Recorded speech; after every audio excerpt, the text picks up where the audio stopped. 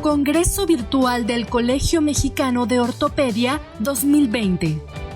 El doctor Edgar Cardeña Morales es médico cirujano ortopedista, egresado por la Universidad Veracruzana, médico cirujano y ortopedista en el Hospital Regional de Alta Especialidad Veracruz CESVER.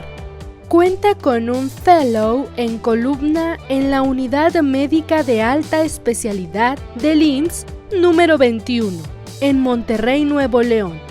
Ex-Fellow a OSPINE, adscrito actualmente al ISSSTE Veracruz en cirugía de columna, a la Unidad Médica de Alta Especialidad número 14 del IMSS, y es técnico en urgencias médicas avanzadas en la Cruz Roja Mexicana.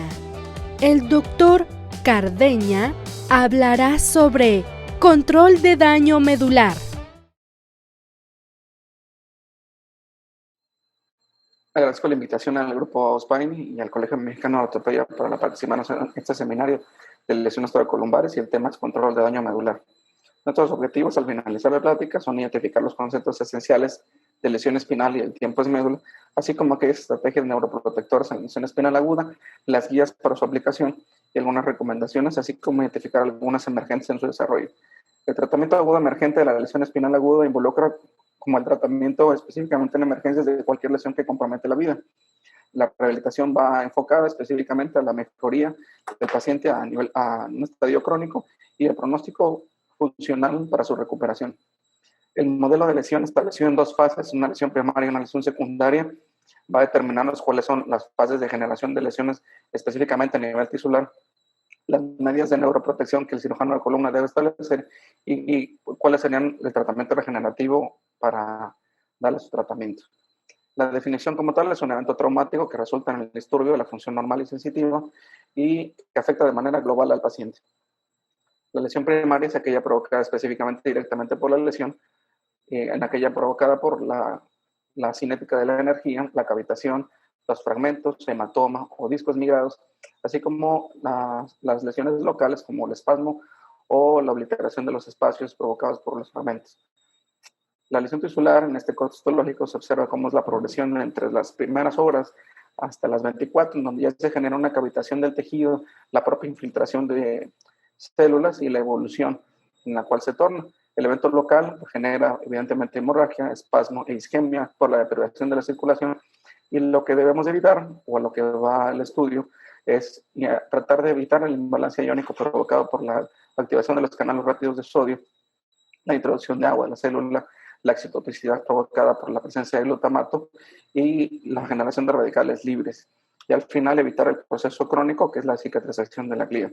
En el esquema superior izquierdo, entramos la fase inicial, en la superior derecha la infiltración celular y por último la fase de cicatrización. Para la evaluación del paciente con una lesión espinal aguda se requiere de un grupo multidisciplinario que requiere un tratamiento oportuno y entrenamiento específico para ello.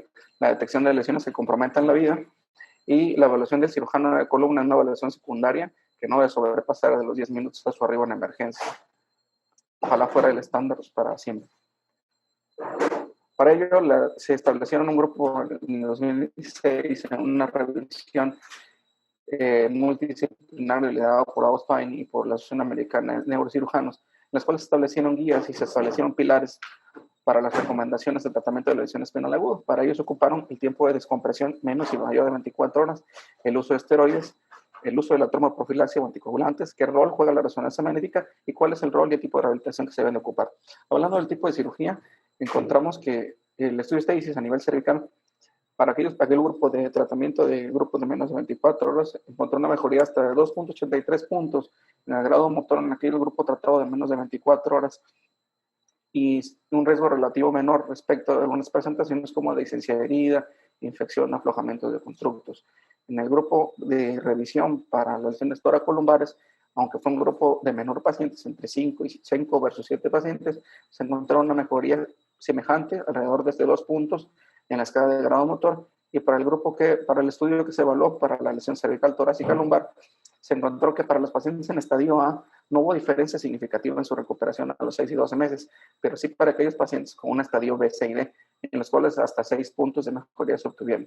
Por tanto, las recomendaciones es que se sugiere llevar a cabo una cirugía descompresiva en un episodio menor de 24 horas como una opción de tratamiento en la lesión del paciente agudo y es independiente a nivel de la lesión. No se analizaron pacientes pediátricos ni embarazadas. En el caso de la metilprednisolona, se reconoce como una potente acción antiinflamatoria y el objetivo de ello es interactuar para reducir una lesión secundaria.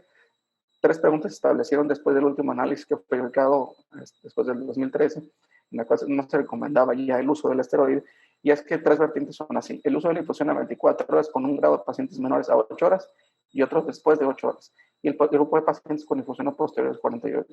No se encontró mejoría para aquellos pacientes tras 8 horas de lesión a los 6 semanas y 6 meses, pero sí aquellos pacientes con menos de 8 horas de la lesión establecida, de 4.8 hasta 5.2 puntos de mejoría. Y en aquel grupo Brotani de 3.88 entre los 6 y los 12 meses. Los pacientes no se encontraron estudios que relacionaran su uso posterior a las 48 horas y se quedaron con las expectativas que teníamos previas con el estudio de NACE 3, en el cual se tiene un incremento de la comorbilidad como la neumonía o la sepsis. En la diferencia ponderada sobre los estudios, encontramos que existe una diferencia de mejoría en 3.21 puntos sobre la escala motor, que si bien significativo o estadísticamente no es significativo, sí de manera clínica para ganar cualquier punto en un paciente con una lesión espinal. Por tanto, las recomendaciones son el inicio de la infusión para 24 horas en aquellos pacientes que tienen una lesión menor de 8 horas, puede ser aplicada como una opción de tratamiento y al libre escoger por el cirujano o por el médico tratante. No aplicar una infusión de 24 horas en pacientes que tienen mayor de 8 horas, ya que no ofreció una diferencia significativa, y no ofrecerlo en aquellos pacientes después de 48 horas. Las características del paciente, así como el estado general, son aquella toma de discreción o toma de decisión para el tratamiento por parte del médico tratante. Sobre la resonancia magnética, es el estándar para la toma de decisión en un paciente electivo, pero ¿cómo para un paciente con una lesión aguda? Bueno, sí me permite encontrar aquellas lesiones específicas, me permite encontrar inestabilidad o hasta lesiones de arteria vertebral. Se sugiere en la revisión llevar a cabo estudios acortados, como por ejemplo solamente una fase de T2 en axial y sagital y una fase de T1 en STIR. ¿Qué rol juega la resonancia magnética y el manejo de las influencias en su toma para el cirujano? Y pues bueno, es que se contaron resultados críticos en la toma de decisión. Si me va a dar mejoría analógica, me va a disminuir la estancia o va a iniciar estabilización. Y el impacto precisamente analizado por Papoulos en el 2002, solamente se encontró que en los grupos de pacientes con resonancia contra el grupo de control, solamente el 0.5 puntos en la escala de Frangel fueron mejorías sobre el grupo de control de resonancia magnética. El 50% de los pacientes analizados en el grupo de resonancia tuvo mejoría contra el 24% de no control. Por tanto, si es un nivel de evidencia bajo, se reconoce que el estudio ofrece una mejoría para la toma de decisión, pero tiene efectos deseados evidentes, como por ejemplo el retraso del tiempo de la cirugía, lesiones agregadas, la presencia de choque neurogénico por movilización, disreflexia autonómica o la presencia de dolor en el caso de los pacientes.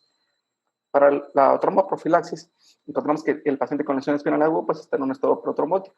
Ese estado de hipercoagulabilidad por las lesiones endoteliales incrementa las resistencias periféricas y aumenta la resistencia del flujo, disminuye la acción de las valvas venosas y por tanto me lleva a 2 estadios o 2 presentaciones críticas, que son el embolismo pulmonar y la trombosis. Y la tromboprofilaxia, por si es conocida, genera un cierto incremento de sangrado. Por tanto, debe de ser utilizada para disminuir los riesgos de eventos de lesión espinal aguda en aquellos pacientes que se combinaron la enoxaparina contra aquellos pacientes que se dieron sin tratamiento, y se observó una mejoría del 5.4% de presentación contra aquellos que no tuvieron tratamiento del 21.6%, y en el uso de la heparina contra placebo y no uso de EPAL, no hubo diferencia significativa para tal, no hubo presencia de embolismo pulmonar, sangrado o mortalidad en el análisis de estos estudios. El tipo de anticoagulantes y estrategias para ocuparse de enoxaparina contra dalteparina y la heparina cuando es ajustada, no hubo diferencia significativa en su comparación, pero sí hubo un incremento hasta 3 veces mayor de trombosis venosa profunda en aquellos pacientes que se ocupó exclusivamente la heparina fraccionada baja contra aquellos pacientes con heparina fraccionada con dosis ajustada. En su tiempo de inicio, tuvieron mejor resultado en aquellos pacientes que se empleó en menos de 72 horas contra el inicio tardío. Y la combinación de estrategias con agentes mecánicos contra monofármaco, se vio que se incrementó el riesgo en el caso de monofármacos contra agentes mecánicos, como por ejemplo la estimulación cutánea contra la compresión intermitente. En el caso de la rehabilitación, su objetivo primordial es prevenir las complicaciones secundarias y promover bajo el principio de plasticidad la neurorecuperación. No hubo estudios que dijeran o manifestaran una eficacia y seguridad contra el inicio temprano o tardío, pero sí es de reconocer que el inicio tardío de la rehabilitación disminuye la calidad de vida, así como su función, y que su único efecto deseable encontrado fue la retransferencia del paciente de rehabilitación al área de cuidados agudos. Es dependiente también de cuidados porque requiere de espacio, requiere de personal y eso incrementa los costos.